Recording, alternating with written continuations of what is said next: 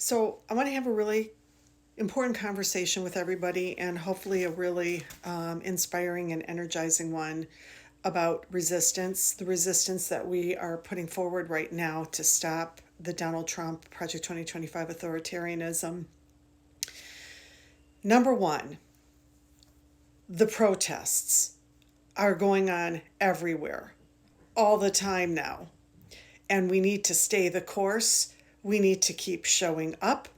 I want to tell you, just veterans alone protesting what Donald Trump is doing to veteran benefits with laying them off.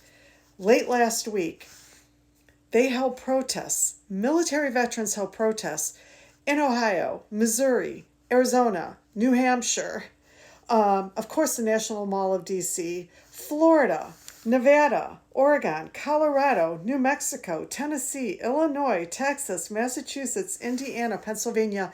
And that's just what I took time to research. There was probably one in every state. And this was just from the veterans. And let me tell you, when you start searching each state, veteran protests, they are getting local media coverage.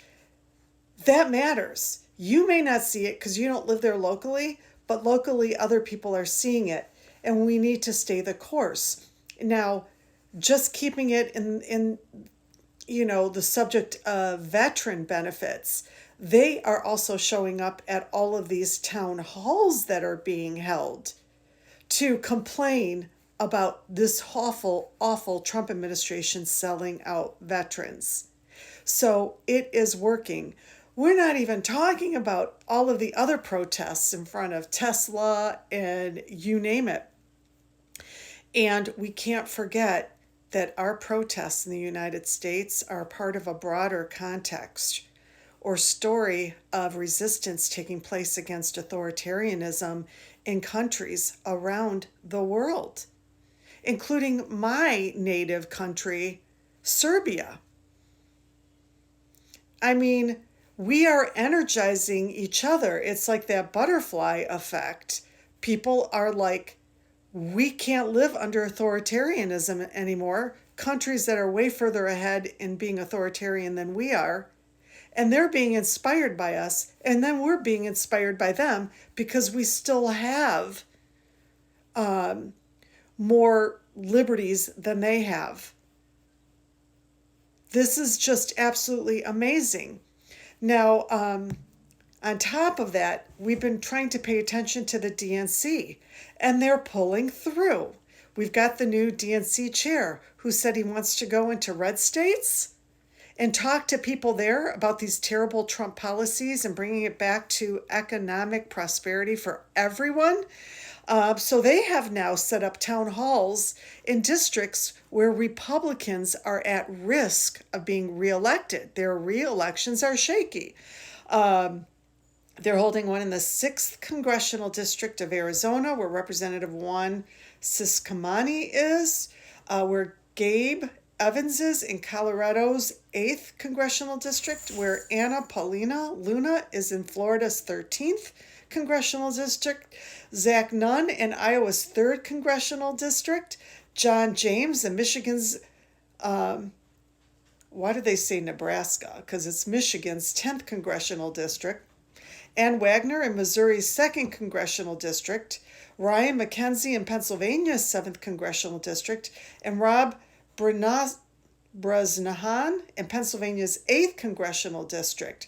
I am sharing all these so that anybody who lives in these districts will please show up to these town halls because this is getting local media coverage as well.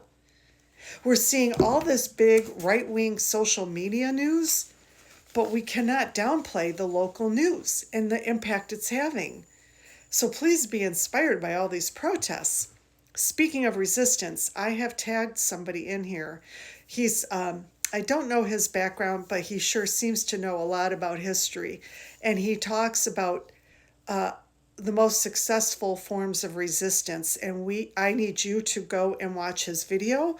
It's so packed with awesome information, but What he's basically conveying is that when we go out and resist to stop authoritarianism, we can't fight to go back to where we were before Donald Trump either. That's not successful. That at the same time, we need to create a new vision. What is our education department going to look like if we win back control? What are benefits going to look like if we win back control? What is government spending going to look like if we win back control? We have to create a different vision for the future. We can't fight to go back. Watch his video. And take your time and watch it. There was another military veteran. I wish that I had saved his video. Somebody asked him, can I hang an upside down flag?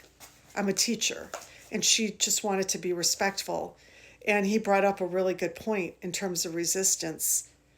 Our resistance is completely, only goes as far as we're willing to be uncomfortable, as we're willing to face our utter anxiety of hanging a flag upside down or wearing a pride shirt or a Black Lives Matter shirt. How willing are we to feel the anxiety of walking out in public, being in our neighborhoods, being the resistance while we still can do it? Because certainly this aggressive authoritarian movement called MAGA, called white supremacy, they are bold. And they are bold because they want us to feel anxious. They want us to hold back. They want us to feel afraid, so we will not resist. So we have to have conversations with ourselves. Even if it's just going an inch or 2 inches outside our comfort zone, how can we demonstrate our resistance? Which brings me to my other point. For this resistance to work, there are way too many people who oppose Donald Trump and MAGA, Democratic voters, independent voters, who don't want to talk politics. I know one person who is part of the LGBTQ community. She's also very spiritual, and she struggles with anxiety and depression. I get that. But her whole position right now is, I'm checking out of all of it because I believe in the greater good. Good will ultimately prevail. That's having your head in the sand because it's too uncomfortable to look up and resist in whatever way you can. I have another friend who did not vote for Donald Trump, and we were having dinner, and I didn't bring it up. Somehow the conversation came up. I don't discuss politics unless I'm with all of my friends who do. And she said, I just hate talking politics or discussing it. It just brings me down. And that's a sort of privilege, head in the sand position.